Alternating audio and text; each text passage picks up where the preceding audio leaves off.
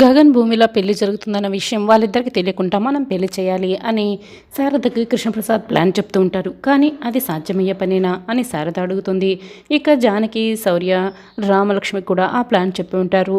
ఇప్పుడు ఏం ప్లాన్ చేయబోతున్నారు అని జానకి అడుగుతుంది. అప్పుడే రామలక్ష్మి అక్కడికి వస్తుంది. నా దగ్గర ఇదిగో ఈ తాయిత ప్లాన్ ఉంది అని ఒక ప్లాన్ చెప్తుంది. నువ్వు చెప్పిన ప్లాన్ బాగానే ఉంది, కానీ సాధ్యమవుతుందా? చాలా జాగ్రత్తగా మనం అమలు చేయాలి అని కృష్ణప్రసాద్, జానకి, శారద, శౌర్య చెప్తూ ఉంటారు. ఏం ప్లాన్ పర్వాలేదు, తప్పకుండా అమలు చేద్దాం అని రామలక్ష్మి చెప్తుంది. ఇక జానకి ఆ తాయెత్తుని గగన్ దగ్గరికి తీసుకెళ్తుంది. బాబు, ఇది నువ్వు భూమి మేడలో వేయాలి, భూమికి మంచి జరగాలని నువ్వు ఈ తాయెత్తుని భూమి మేడలో వేయాలి అని చెప్తూ ఉంటే గగన్ కూడా ఏమి మాట్లాడుకుంటా సరేనంటాడు. ఇక భూమి, గగన్లు ఇద్దరు కూడా దేవుడి దగ్గర స్టేజ్ పై నిల్చొని ఉంటారు.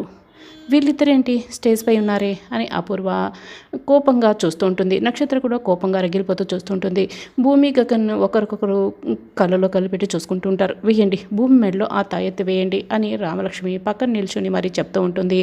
అప్పుడే గగన్ అయితే అది తాళి అన్న విషయం తెలుసుకోకుండా తాయెత్తు అనుకుని భూమి మెడలో వేస్తాడు. అదేంటి, వాడు ఏదో భూమి మెడలో వేసేస్తున్నాడు అని అపూర్వ అయితే చాలా షాక్ అయి చూస్తూ ఉంటుంది. ఇక గగన్ భూమి మెడలో తాళి వేస్తున్నాడన్న విషయం తెలియకుండా తాయెత్తు అనుకొని భూమి మెడలో తాళి వేస్తాడు. ఇక భూమి, గగన్ల పెళ్ళి పూర్తయినట్లు మనకి చూపిస్తుంటారు. ఇక నక్షత్ర, అపూర్వకి విషయం తెలుస్తుంది. కోపంగా రగిలిపోతూ చూస్తూ ఉంటారు.